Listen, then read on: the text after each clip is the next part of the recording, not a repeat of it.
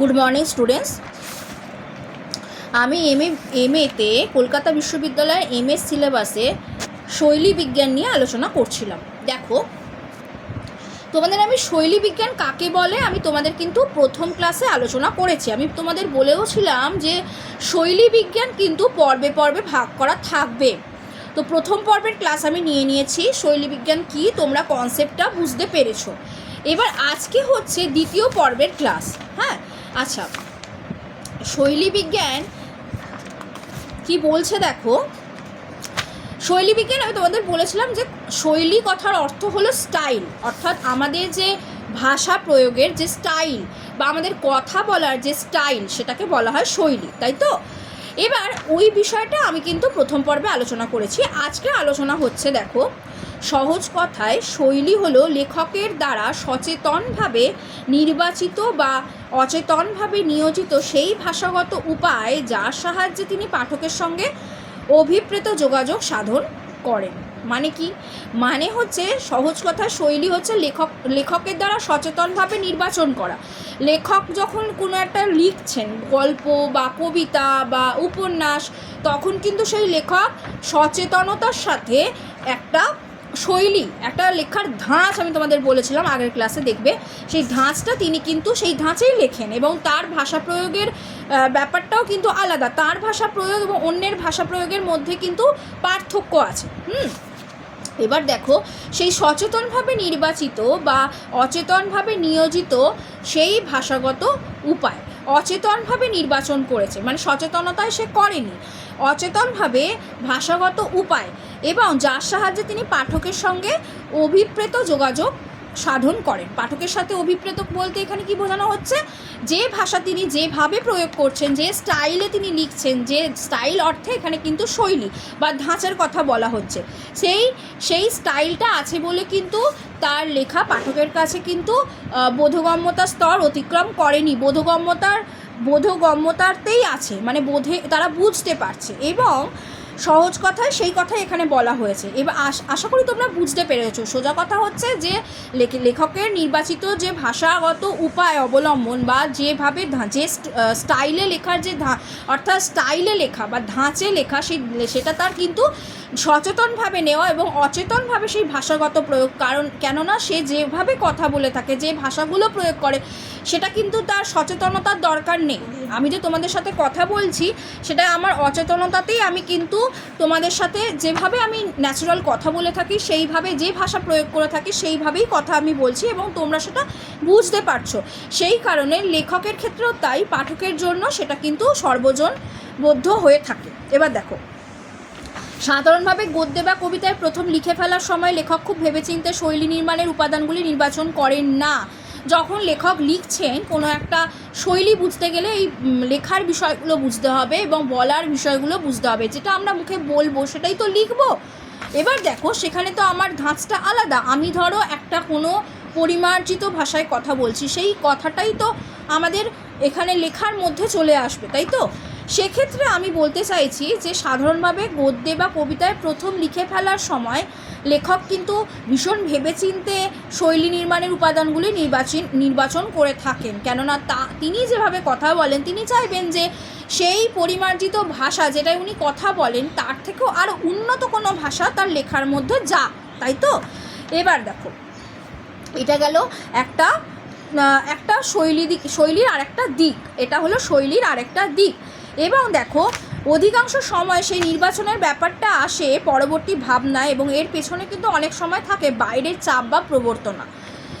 বাইরে ধরো কোনো একটা লেখক কোনো একটা ম্যাগাজিনের জন্য লিখছেন এবং তাকে বলা হয়েছে একটা টপিক বেছে নিতে বলা হয়েছে বা একটা টপিক দিয়ে দেওয়া হয়েছে এবং তার ক্ষেত্রে কিন্তু এটা একটুখানি চাপের হয়ে যায়। সে কি প্রয়োগ করবে, কি ভাষা বা কীভাবে লিখবে, কি ধাঁচে। ধরো কোনো একটা টপিক দিয়ে দেওয়া হলো, যদি কোনো টপিক না দেওয়া হয়ে থাকে তাহলে কিন্তু তিনি তার ধাঁচে লেখা লিখে যেতে পারেন, কিন্তু কোনো একটা নির্দিষ্ট টপিক দিয়ে দেওয়া হলো সেক্ষেত্রে কিন্তু লেখকের ক্ষেত্রে একটু কঠিন হয়ে দাঁড়ায়, কারণ সে সেই বিষয়ের ওপর সেই ধাঁচে তার লেখাটা ঠিক মতো গড়ে ওঠে না, এবং সেটাকে গুছিয়ে তোলা যে লেখক গুছিয়ে তুলে ধরতে পারেন তিনি কিন্তু ভীষণ ভীষণ বলবো বড় সাহিত্যিক, ঠিক আছে, এবং তিনি বড় লেখক, এবং তিনি কিন্তু সেই লেখার যে শৈলীটা তার নিজস্বতা থেকে বেরিয়ে যাচ্ছে, কারণ তিনি তার বিষয়টা, তিনি তার মনের ভাব ব্যক্ত করছেন তার নিজের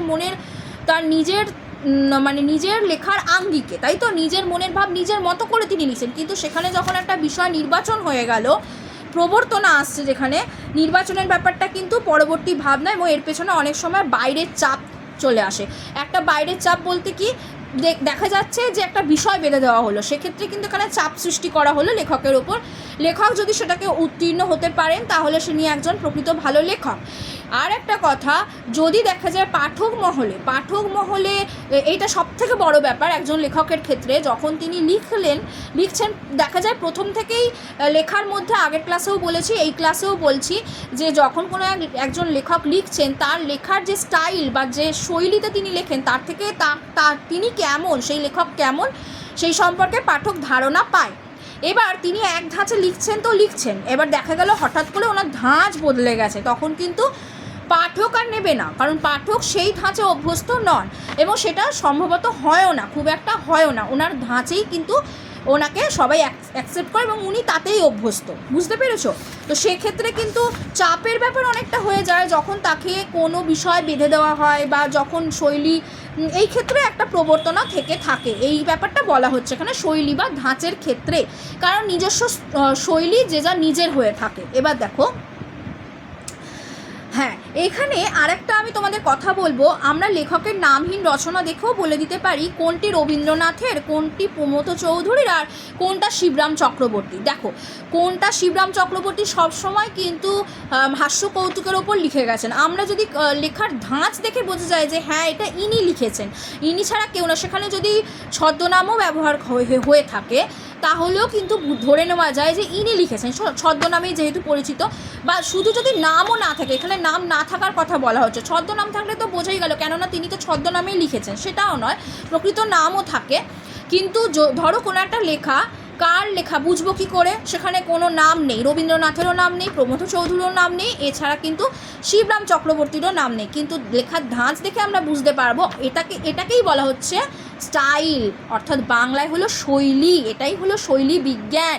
রবীন্দ্রনাথ যেভাবে লিখে গেছেন, রবীন্দ্রনাথের স্টাইল আর প্রমথ চৌধুরীর স্টাইল কি এক? কখনোই না। শিবরাম চক্রবর্তী সবসময় একটু হাস্যকৌতুক রসাত্মক লিখে থাকেন, হাস্যকৌতুক, হ্যাঁ। আর রবীন্দ্রনাথ ঠাকুরের যে ধাঁচ, ওটা সবসময় রাবীন্দ্রিক ধাঁচ, ওটা আমরা কিন্তু প্রত্যেকে জানি কেমন লেখেন, তাতে থাকে বিরাট একটা ফিলোসফি, তিনি নানা দিক থেকে বিচার বিবেচনা করে লিখেছেন, কোথাও নারী মনস্তত্ত্ব, তার সাথে সাথে পারিবারিক চিত্র, তার সাথে সাথে সামাজিক দিক, তার সাথে সাথে একটা নারী চরিত্র, তার সাথে সাথে পার্শ্ব চরিত্র, তার সাথে সাথে এবং বিভিন্ন অ্যাঙ্গেলে পুরুষ চরিত্র, তাদের সম্পর্ক, তাদের বিভিন্ন অ্যাঙ্গেলে বিভিন্ন দিক থেকে তার লেখার স্টাইল আলাদা। প্রমথ চৌধুরী হয়তো অন্যরকম, প্রমথ চৌধুরী একদম অন্যরকম, এছাড়া শিবরাম চক্রবর্তী তো আরোই আলাদা। সেক্ষেত্রে আমরা বুঝতে পারি প্রত্যেকের লেখা দেখে কে কোনটা কার লেখা, তাই তো? এটা হলো স্টাইলের ওপর নির্ভর করছে। তুমি তোমার কথা বলছো, ধরো ফোনে কথা বলছো, আমি তোমাদের একটা উদাহরণ দিই, সোজা উদাহরণ, তুমি ধরো ফোনে কথা বলছো, কনফারেন্সে আছো তোমরা, ঠিক আছে, তোমরা ধরো 4-5 জন বন্ধু কনফারেন্সে কথা বলছো, ধরো একজন যে কথাটা বললো তার কথা বলার স্টাইলটা এমনই, সে ওইভাবেই বলে থাকে, সবাই তাকে ওইভাবেই চেনে, মানে ওইভাবে চেনে বলতে ও ওই রকমই, ও সঙ্গে সঙ্গে আওয়াজ শুনে বুঝে যাবে হ্যাঁ ও হ্যাঁ, তার কেননা তার কথা বলার স্টাইলটা ওই রকম। আর অপর আরেকজন বন্ধু, তা কখনোই একজনের সাথে একজনের মিলবে না, তার কথা বলার স্টাইলটা কিন্তু অন্য রকম, সে যখন কথা বলবে তার ভয়েস যাই হোক না কেন, তার কথা বলার স্টাইলে আমরা বুঝে যাব যে এখানে ভয়েসটা আবার ফ্যাক্টর হচ্ছে, মানে ভয়েসটা অনেক সময় দেখবে বোঝা যায় না, কিন্তু সেক্ষেত্রে কিন্তু ওই কথা বলার স্টাইলে ধরে নেবো আমরা যে ওই বন্ধুটা ওই বন্ধু, ঠিক আছে। এইভাবে কিন্তু আমরা লেখার ক্ষেত্রে যেমন কথা বলার ক্ষেত্রেও না দেখে কিন্তু আমরা ধারণা করতে পারি। সুতরাং ধাঁচের ওপর অনেক কিছু নির্ভর করে থাকে, মানুষের কথা বলার বাচনভঙ্গি, মানুষের ভাষা প্রয়োগ, মানুষের লেখার ভঙ্গি, সেখানে ভাষা প্রয়োগ, এবং জীবনের প্রত্যেকটা ক্ষেত্রেই কিন্তু স্টাইল আমাদের আছে, প্রত্যেকজনের স্টাইল। এটা আমি প্রথম পর্বে আলোচনা করেছি যখন স্টাইল প্রথম বুঝিয়েছিলাম যে স্টাইল জিনিসটা কি, প্রত্যেকের আলাদা আলাদা শৈলী আছে। আমার ড্রেসেও হতে পারে সেটা, আমার আচার আচরণে হতে পারে সেটা, আমার ব্যক্তিত্বে হতে পারে সেটা অবশ্যই। এবং সেটা কিন্তু আমাদের অবশ্যই শৈলী বিজ্ঞানটা কিন্তু ভাষা প্রয়োগের ক্ষেত্রে আমাদের সব কিছু ভাষা প্রয়োগের উপর ডিপেন্ড করছে। তোমার জেস্চার, তোমার সব কিছু, তুমি ভাষা কিভাবে কথা বলছো সেটাই আসল শৈলী। কারণ মানুষের সাথে আমরা কিন্তু দেখো জেস্চার নিয়ে আমরা কথা বলি না কেউ, আমরা ইশারায় কথা বলে সারা জীবন কাটাতে পারি না। বা পোশাক পরিচ্ছদের মাধ্যমেও কিন্তু আমরা কি করি, মানে পরিচিত ওভাবে হই না। পোশাক পরিচ্ছদ তুমি যে কোনো পোশাক পরতে পারো, তুমি ওয়েস্টার্ন ড্রেস পরতে পারো, তুমি এই ইস্টার্ন ড্রেস পরতে পারো, সেটা কিন্তু ম্যাটার করে না। সব থেকে বড় বিষয় হচ্ছে তুমি পরিচিত কীভাবে হবে, তোমার কথা বলার ভঙ্গি, তোমার ভাষার শৈলী বিজ্ঞান এটাই। তুমি ভাষার মাধ্যমে তুমি কিভাবে কথা বলছো সেটাই তোমার পরিচিতিকরণ, সেই কারণেই শৈলী বিজ্ঞান। ঠিক আছে, স্টাইল অর্থে ওইগুলো বলেছিলাম, কিন্তু যখন শৈলী বিজ্ঞান চলে আসছে তখন কিন্তু পোশাক পরিচ্ছদ আর থাকছে না। আচ্ছা, এবার দেখো শৈলীর কালক্রমিক বিচারও কিন্তু গুরুত্বপূর্ণ। কালক্রমিক বিচার বলতে সময় যত এগোবে তোমার কথা বলা, তুমি এক সময় এক ধরনের কথা তুমি একই ধরনের কথা, নতুন নতুন শব্দ আসবে, ওগুলো তুমি ইউজ করবে। ধরো একজন খুব ভালো বাংলা বলতে পারে, ঠিক আছে, ধরো একজন বাঙালি ভালো বাংলা বলতে পারে, তার পরিমার্জিত কথা, সে যত সময় এগোলো তার কথা বলার তার কথা বলার শৈলীটা একটু চেঞ্জ হলো, কারণ তাতে সে কিছু ইংরাজি শব্দ ব্যবহার করে কথা বলছে। ঠিক আছে, তার ভঙ্গিটা তার স্টাইলটা আলাদা হলো। আবার যত সময় এগোলো সে দেখা গেল কোনো সেন্টেন্স 3-4টে সেন্টেন্স একেবারে ইংলিশে বলছে। ঠিক আছে, একেবারে ইংলিশে বলছে। তারপর বাংলা তো আছেই, কিন্তু 3-4টে সেন্টেন্স, এটা তার কথা বলার ভঙ্গি শৈলী। এবার দেখা গেল আরও যত এগোলো সে এটা এবার অ্যাচিভমেন্টের দিকে যাচ্ছে, যত সে আরও আরও পড়াশোনা করে আরও হায়ারে গিয়ে আরও তার অ্যাচিভমেন্ট কর্মক্ষেত্রে দেখা গেল সে হয়তো পুরোপুরি ইংলিশে কথা বলছে, কারণ কমিউনিকেশনের সেটা কিন্তু পুরোপুরি ইংলিশ। এটা কিন্তু শুধুমাত্র ইংলিশের ক্ষেত্রে নয়, বাংলার ক্ষেত্রেও হয়ে থাকে। কেউ যদি মনে করে থাকে না আমি ইংরাজি ব্যবহার করব না, আমি শুধু বাংলা ভাষাতেই কথা বলবো, সেটা ভীষণ শক্ত, সেটা যদিও ভীষণ শক্ত, আমি বাংলার সেইভাবেই আমি সেই ধাঁচেই যেভাবে কথা বলি সে আরও পরিমার্জিতভাবে সেইভাবে কথা বলবো। সেটা সে আয়ত্ত করতে পারে, সে করতে পারে, সে যে ইংলিশ জানে না তা নয়, কিন্তু সে বাংলাতে ওইভাবেই কথা বলবে, আরও উন্নত। সে ওই একই জায়গায় গেল। কিন্তু সাধারণত মাতৃভাষার ক্ষেত্রে যখন আমরা কর্মক্ষেত্রে কোথাও বাইরে যাই তখন ইংরাজিটাই কিন্তু আমাদের কমিউনিকেশনের জন্য বেছে নেওয়া হয়েছে। মাতৃভাষা সকলে কিন্তু ব্যবহার, কেননা অনেক টার্ম আছে যে টার্মগুলো সব কিন্তু বাংলায় নেই, সেই কারণেই কিন্তু আমাদের ইংরাজিটাকে ধরে নেওয়া হয়েছে। আমরা ইংরাজি ছাড়া ওই টার্মগুলো বাংলায় নেই, আমাদের তো ইংরাজি ব্যবহার করতেই হচ্ছে। এবং যে কথাটা বাংলায় বলতে আমাদের অনেকটা টাইম লাগে, ইংরাজিতে সেটা শর্ট, অনেকটা ছোট, সেই কারণে আমাদের ইংরাজিটা কিন্তু শৈলীর মধ্যে চলে আসছে। ঠিক আছে, আচ্ছা দেখো আমি তোমাদের যেটা বলছিলাম, সময়ান্তরে পরিবর্তনের দ্বারা আক্রান্ত হয় শৈলী। পরিবর্তনের দ্বারা তোমার একটা নিজস্ব ধাঁচ ছিল কথা বলার, এটা আক্রান্তও কিন্তু হয়ে যায় শৈলী। যত সময় যে বললাম তুমি শুধু বাংলাতে কথা বলতে, এখন তোমাকে ইংরাজি ব্যবহার করতেই হচ্ছে, তা তোমার শৈলী আক্রান্ত হলো, তো তোমার কথা বলার স্টাইলটা একটু চেঞ্জ হয়ে গেল। এবার ধরো কখনো কিন্তু দেখো আমরা কিন্তু এটা বলবো না যে কেউ একজন ইংলিশে কথা বলতে এখন সে শুধু বাংলায় কথা বলে। হ্যাঁ, সেটা হতে পারে যদি ইউরোপিয়ান কান্ট্রি থেকে কোনো একটা মানুষ আমাদের ভারতে এসে বসবাস শুরু করে, সে যদি মনে করে যে সে বাংলায় কথা বলবে, তার কথা বলা স্টাইল ওই দিক থেকে বিচার বিবেচনা করলে দেখো ওদের দিক থেকে শৈলী কিন্তু পরিবর্তিত হয়ে যাচ্ছে, সে বাংলায় কথা বলবে। বুঝতে পেরেছো? এবার দেখো, তাই হার্বার্ট রিড ইংরাজি সাহিত্যের ইতিহাসকে ক্লাসিক্যাল এবং রোম্যান্টিক শৈলীর চক্রাবর্তনের ইতিবৃত্ত রূপে গণ্য করেছেন হার্বার্ট রিড। এইটা তোমাদের মনে একটুখানি তোমরা জেনে রাখো তথ্য হিসেবে, যে হার্বার্ট রিড যিনি ছিলেন তিনি একজন ইংরেজ সাহিত্যিক ছিলেন। তিনি ইতিহাসকে ক্লাসিক্যাল এবং রোম্যান্টিক শৈলী, ইতিহাসকে তিনি ক্লাসিক্যাল বলেছেন, কারণ আমাদের যা ইতিহাস আছে সেটাকে তিনি ক্লাসিক্যাল যুগের ইতিহাস বলেছেন, এবং রোম্যান্টিক শৈলী চক্রাবর্তনের ইতিবৃত্ত রূপে গণ্য করেছেন। সেই রকম শৈলী বা সেই রকম ধাঁচ ছিল। আচ্ছা, আঙ্গিকবাদীদের দিক থেকে দেখতে গেলে শৈলী থেকে আর এক শৈলীর প্রবর্তন খানিকটা, এই দিকটা তোমাদের আমি বোঝাচ্ছি না, অতটা না বুঝলেও চলবে। আমি তোমাদের শৈলী যতটুকু বোঝানোর ততটুকু তোমাদের কনসেপ্ট ক্লিয়ার আমি করে দিচ্ছি। আচ্ছা আচ্ছা, তোমরা জানো তো যে বিদ্যাসাগরের সাহিত্যে যেমন ধাঁচ লেখার, বিদ্যাসাগর, ঈশ্বরচন্দ্র বিদ্যাসাগরের সেই তার রচনায় যে ধাঁচটা, সেটা কিন্তু অন্য গদ্য লেখকের ক্ষেত্রে আলাদা, প্রত্যেকের কিন্তু আলাদাই হয়ে থাকে। আচ্ছা, এছাড়া দেখো আমাদের দেশে যে সমস্ত শ্রেণীর অবস্থান, আমি আগে যখন তোমাদের সমাজবিজ্ঞান পড়িয়েছি সেখানে বলেছিলাম যে বিভিন্ন সমাজে মানুষের অবস্থানের তারতম্য ভেদে কিন্তু এই সমাজবিজ্ঞানের ধারণা এসেছে, সেটা আমি সমাজবিজ্ঞানের ক্লাসে আলোচনা করেছি। কিন্তু শৈলী দেখতে গেলে শৈলীও কিন্তু তার মধ্যে পড়ছে, ভাষার মধ্যে অনেক কিছু চলে আসে, সমাজ চলে আসছে, শৈলী তোমার, এবার শৈলী যখন বলছি সমাজের মধ্যেই শৈলী এবং ভেতরে ঢুকছি আমরা, শৈলী মানে নিজস্বতায় চলে আসছি। তোমার ধাঁচ আলাদা, তোমার সাথে যে একটা বন্ধু আছে সে কিন্তু তার ব্যাকগ্রাউন্ড এক নয়, তার কথা বলার শৈলীটা আলাদা, বুঝতে পেরেছো, তার ভাষা প্রয়োগটা আলাদা, এই হচ্ছে ব্যাপার। এবার দেখো শৈলী সম্পর্কিত আমি যেটা তোমাদের বোঝাতে চাইছিলাম যে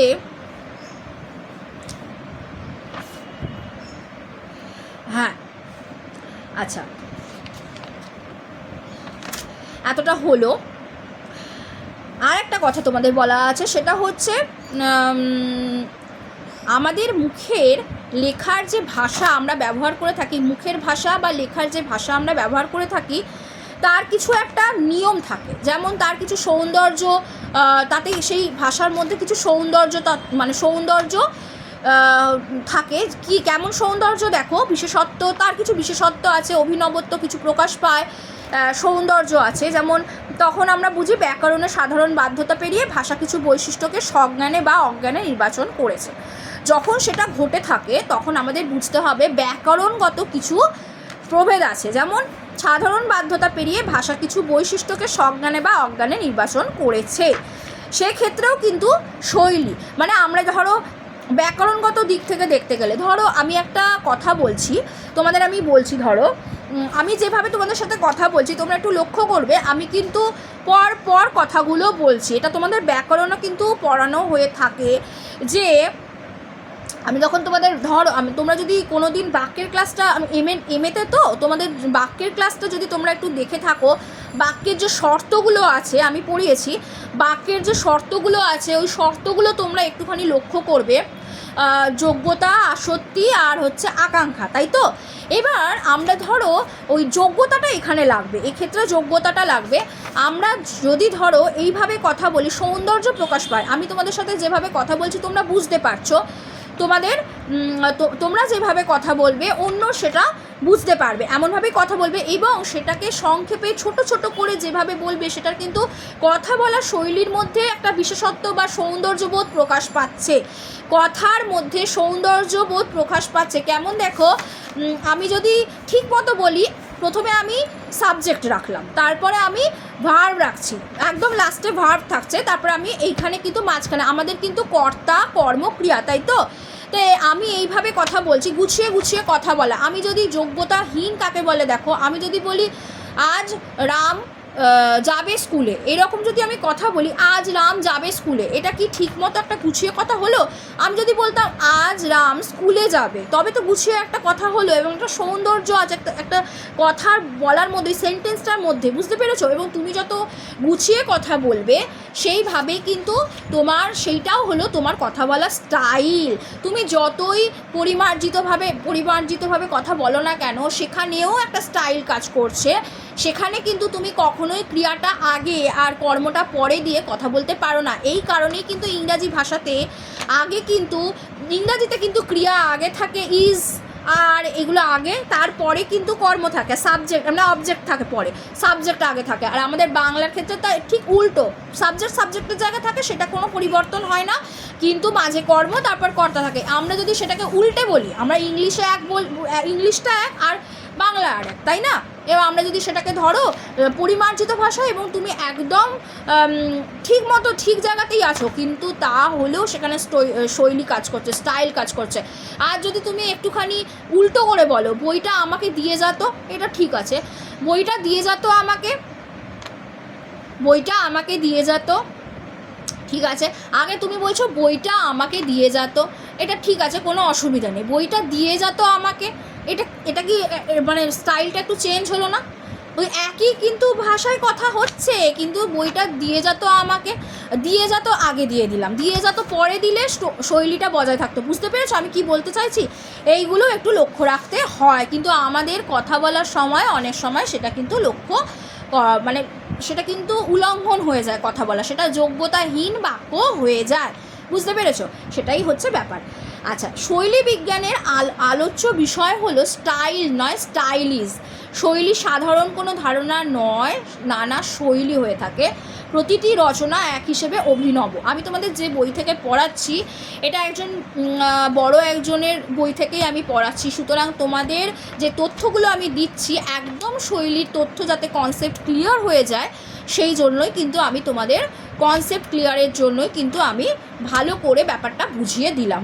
প্রথম পর্বের ক্লাস নিয়েছি, আজকে দ্বিতীয় পর্বের ক্লাস। তো যাই হোক, সাধারণ কোনো ধারণা নয়, নানা ধরনের শৈলী আছে। শৈলী মানে স্টাইল নয় স্টাইলিশ। শৈলীর সাধারণ কোনো ধারণা নয়, নানা ধরনের শৈলী আছে। শৈলী শুধু সাহিত্য তত্ত্বের অঙ্গ নয়, আর শৈলী বিজ্ঞান অর্থাৎ কাজের ভাষা, যেমন বিজ্ঞানমূলক প্রবন্ধের ভাষা, আইনের ভাষা, সাংবাদিকতার ভাষা, বিজ্ঞাপনের ভাষা, আলোচনার জন্য এতে অন্তর্ভুক্ত হয়ে পড়ে। শুধুমাত্র সাহিত্যের ক্ষেত্রে যে একটা শৈলী আছে তা নয়। রবীন্দ্রনাথের বিভিন্ন উপন্যাস, বিশেষ করে শেষের কবিতা নিয়ে তার শৈলী আলোচনা করা হয়। দেখবে রবীন্দ্রনাথ ঠাকুরের শেষের কবিতা উপন্যাসের শৈলী আলোচনা করো, নির্মাণ কৌশল বা শৈলী আলোচনা করো, তিনি কিভাবে রচনাটা করেছেন ওটা দেখেই আমরা বুঝতে পেরে যাব ওটা রবীন্দ্রনাথ ঠাকুর রচনা করেছেন এবং এটা শেষের কবিতা।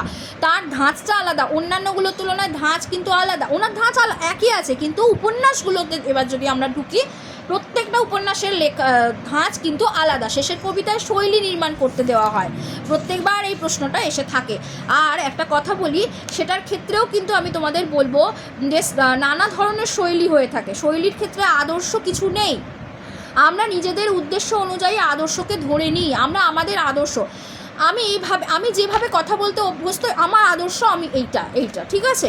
তুমি যেভাবে কথা বলতে অভ্যস্ত সেই আদর্শে তুমি চলছো, তুমি আমার মতো অভ্যস্ত হতে পারবেও না, তুমি চাইবেও না, তাই তো? এটা তার নিজস্ব ব্যক্তিত্ব, এখানে ব্যক্তিত্বও নির্ভর করছে।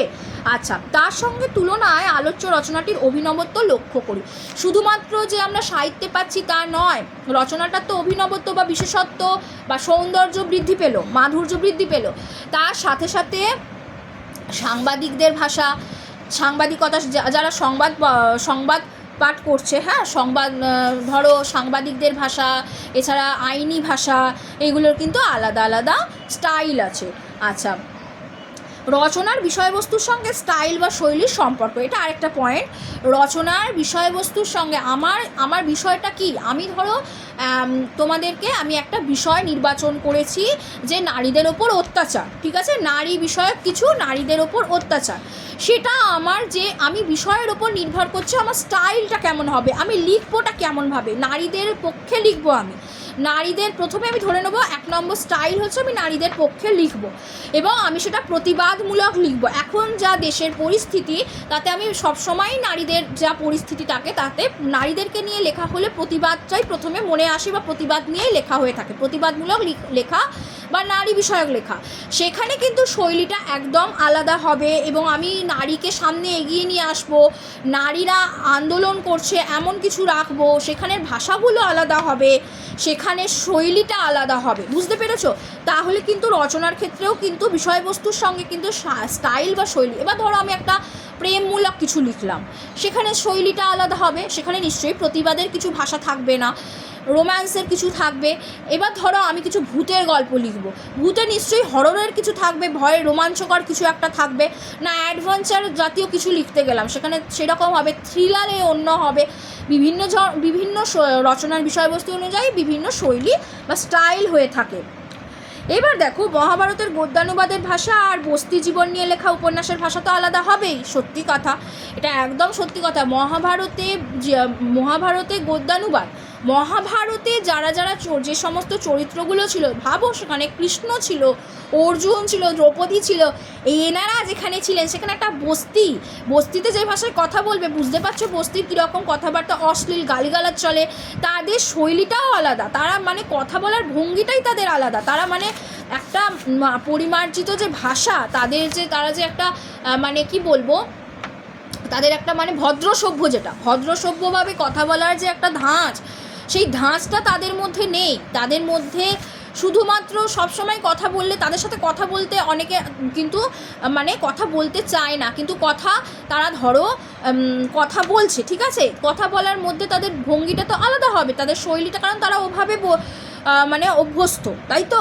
তাদের তো ধরো বস্তির যে ব্যাপারটা বলা হচ্ছে, যেটা সেখানে ভাষাগুলো তো আলাদা হবে, ভাষা প্রয়োগটা আলাদা, এবং ভাষা প্রয়োগ হলে তাদের কথা বলার ভঙ্গি, ধরো একটা গালাগালি করছে, সেইখানে গালাগালিটা ভালো করে বোঝো, সেইখানে গালাগালিটা কিন্তু তারা একদম থ্রো করছে, যেভাবে ওভাবে থ্রো করছে, মানে যেভাবে মানে ঝগড়া করে যেভাবে, সেইভাবে তারা থ্রো করছে, তাদের বলার শৈলীটা আলাদা। এবার ধরো মহাভারতে কৃষ্ণ কোনো গালিগালাজ করছে কাউকে, ধরো কৃষ্ণের মুখে গালিগালাজ আছে, মেনে নেওয়া যাচ্ছে না তো, কিন্তু ধরো কৃষ্ণ কাউকে করেনি যে তা নয়, কৃষ্ণ ধরো কাউকে গালিগালাজ করছে, বলছি ধরে নাও, সেই গালিগালাজটা কিন্তু একদম মিছরি ছুরির মতো হবে। কেমন হবে, মানে ভীষণ বুদ্ধিমত্তার সাথে সেটা থাকবে, 1 নম্বর পয়েন্ট। 2 নম্বর পয়েন্ট, সেটা খুব বুঝে নিতে হবে, গালিগালাজ কি কর্ণকে করেনি, গালিগালাজ অবশ্যই করেছে, আরও অনেক আছে, তারা আছে, অনেক কিছু আছে। এবার ধরো গালিগালাজ কি দুর্যোধনকে করে নিশ্চয়, কিন্তু ওনার যে গালিগালাজ বা ওইখানে যে সমস্ত ক্যারেক্টাররা আছে, সেইখানের কোনো গালিগালাজ কি এই রকম বস্তির ভাষা দিয়ে হবে, তা তো হবে না, নিশ্চয়ই সেটা খুব বুদ্ধিমত্তা এবং বোঝানোর ভঙ্গি, তার কৌশল, ভাষা প্রয়োগ, কথা বলার স্টাইল, এবং সেটা মানে এমনিই কথা বলার স্টাইল আলাদা, তাই না, সেটা সব থেকে উচ্চমানের হবে, সেটা গালিগালাজ হলেও উচ্চমানের হবে। এবার বস্তি ভাষা সেটা একদম নিম্নমানের, এমনি বস্তি মানে নিম্নমানের, এবার ভাষা তো আলাদা হবেই, বুঝতে পারছো তাহলে শৈলী বা শৈলী বিজ্ঞানটা কী জিনিস বা কী বিষয়। এবার দেখো,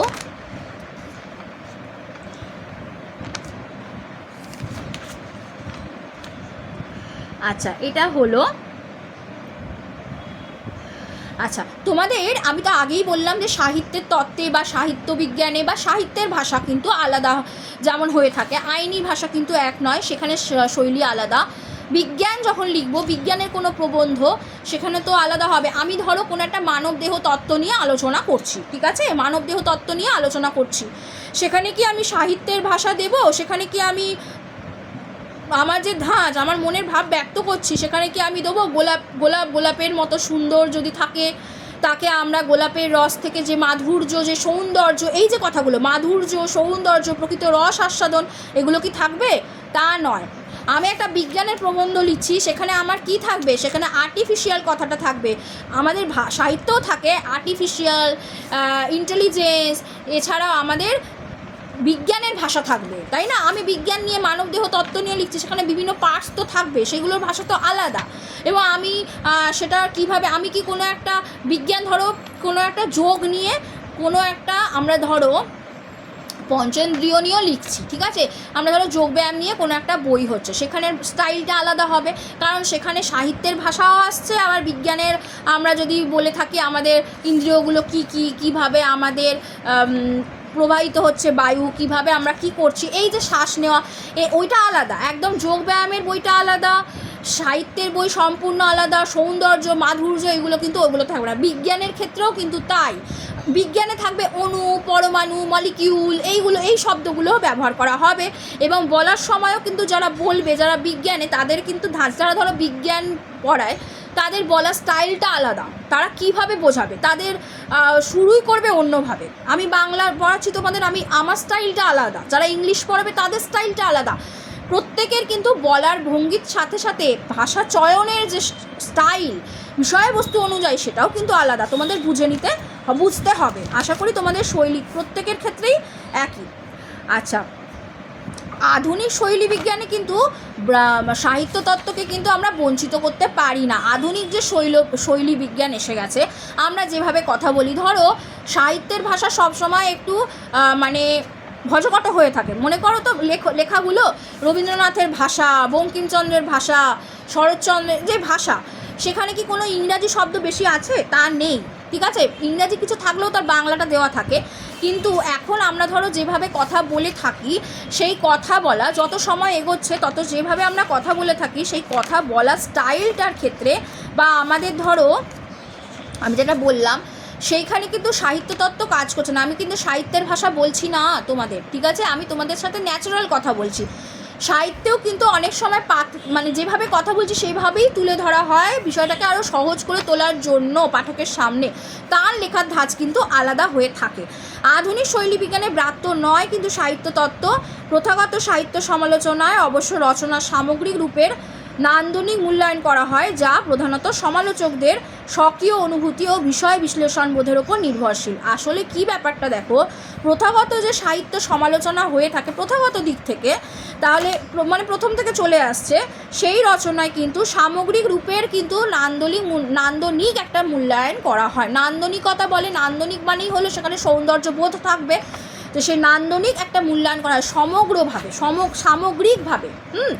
এবার যা প্রধানত সমালোচকদের স্বকীয় অনুভূতি, কেননা সেইটা হচ্ছে যারা সমালোচনা করছেন সেই লেখাটার ওপর বা সেই সাহিত্য বা সেই বিষয়টার ওপর, তারা কিন্তু তাদের সেটা নিজস্ব অনুভূতি, স্বকীয় বলতে নিজস্ব অনুভূতি এবং বিষয় বিশ্লেষণ বোধের ওপর নির্ভরশীল। তারা যেভাবে বিষয় বিশ্লেষণ করবে তার উপর, এই জন্যই কিন্তু সমালোচনা হয়ে থাকে। একজনের স্টাইল আলাদা, তার উপর ধরো কোনো একটা লেখার উপর সমালোচনা হচ্ছে, তাদের বিষয়টা তারা নিজেদের মতো করে বোঝে, তাই তো তাদের ওপর নির্ভর করছে, স্বকীয় অনুভূতি কাজ করছে, তাদের প্রত্যেকের নিজস্ব দৃষ্টিভঙ্গি আছে, তাদের স্টাইল আলাদা, প্রত্যেকের লেখার স্টাইল কিন্তু আলাদা। ধরো একজন খুব ভজকট ভাষায় একটা সাহিত্য রচনা করেছে, আর খুব সহজ সরল ভাষায় যে সাহিত্য রচনা করে গেছে সর্বজনগ্রাহ্য হয়ে গেছে, সে প্রশংসিত হবে।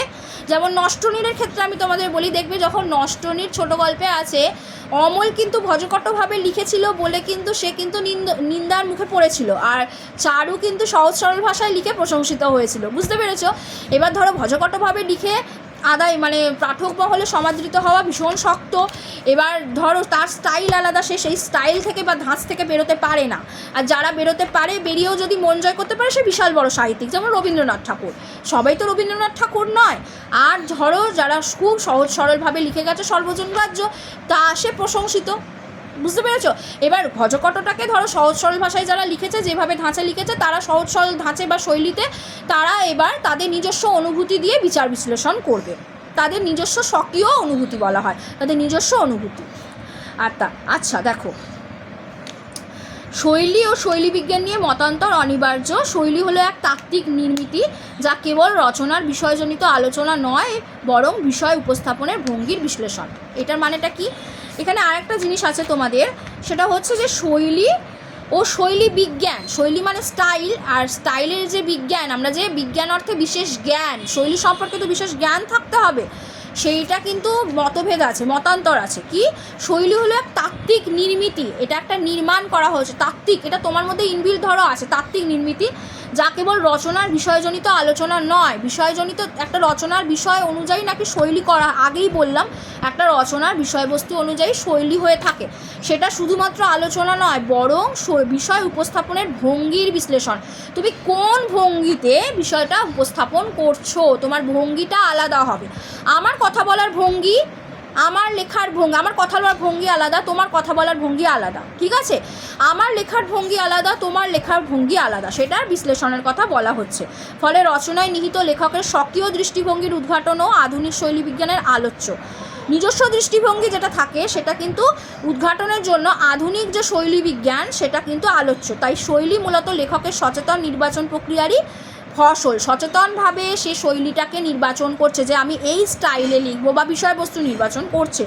আবার শৈলী হলো আদর্শ থেকে বিচ্যুতি, যা একই ধরনের বিন্যাসের পুনরাবৃত্তি, বা শৈলী হলো ব্যাকরণসম্মত সম্ভাবনার বিশেষ নিষ্কাশন। মানে style as a particular exploitation of a grammar of possibilities. Style is a particular exploitation of a grammar of possibilities, ঠিক আছে? মানে এখানে বলা হচ্ছে যে শৈলী হচ্ছে আদর্শ থেকেও বিচ্যুত হতে পারে। তুমি তোমার আদর্শে অটল আছো, সেইভাবে তুমি কথা বলো, সেখান থেকে তো বিচ্যুতিও ঘটে। বললাম না, বিচ্যুতি ঘটতে পারে, কিন্তু সেটা কিন্তু উন্নততর হয়, একদম নিচের দিকে কখনো কিন্তু যায় না। শৈলীতে তুমি যেভাবে কথা বলছো সেটা একদম নিম্নে চলে গেল, সে আবার কী করে হয়? তুমি একজন শিক্ষিত মানুষ, তোমার ভাষা আলাদা, তোমার যত দিন যাবে তোমার তো শৈলী উন্নত হবে। শৈলী সবসময় উৎকর্ষতায় যায়, অপকর্ষের দিকে যায় না, ঠিক আছে?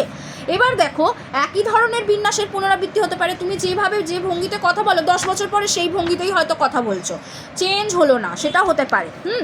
আচ্ছা, ব্যাকরণসম্মত সম্ভাবনার বিশেষ একটা নিষ্কাশন কেন বলছে? কারণ কথা বলার যে ব্যাকরণগুলো প্রয়োগ, মানে তোমার ভাষার প্রয়োগের সাথে সাথে যে ব্যাকরণগুলো ব্যবহার করছো সেগুলো একটা বিশেষ নিষ্কাশন হতে পারে। মানে বুঝতে পেরেছো আশা করি। আচ্ছা, শৈলী বোঝাতে শৈলী বিজ্ঞান এখানে আজকে শেষ হচ্ছে।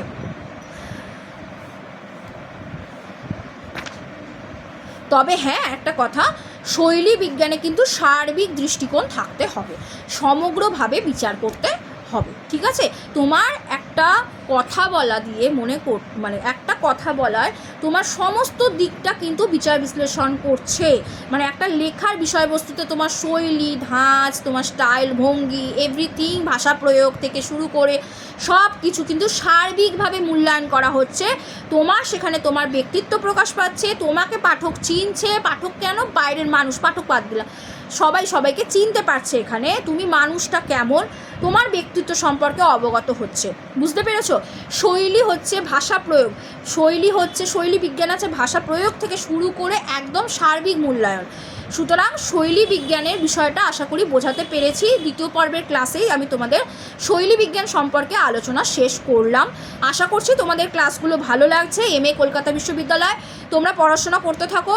এরপর আস্তে আস্তে ক্লাসগুলো তোমরা পাবে। নষ্টনীর আলোচনা করছি, নবম পরিচ্ছেদ আমি পড়াবো, নবম পরিচ্ছেদে চলে এসেছি। তোমরা ক্লাসগুলো কিন্তু আমি তোমাদের বলে রাখি, আমি কিন্তু লাইভে ক্লাস নিচ্ছি, 3 দিন ক্লাস নিচ্ছি। ডেসক্রিপশন বক্সে আছে টাইম দেওয়া, এবং তোমরা দেখে নাও, দিন এবং টাইম ঠিক করা আছে। তোমরা সেই সময় বেল আইকন দিয়ে রাখো এবং ক্লাসে অ্যাটেন্ড করো, লাইভ ক্লাসগুলো জয়েন হও।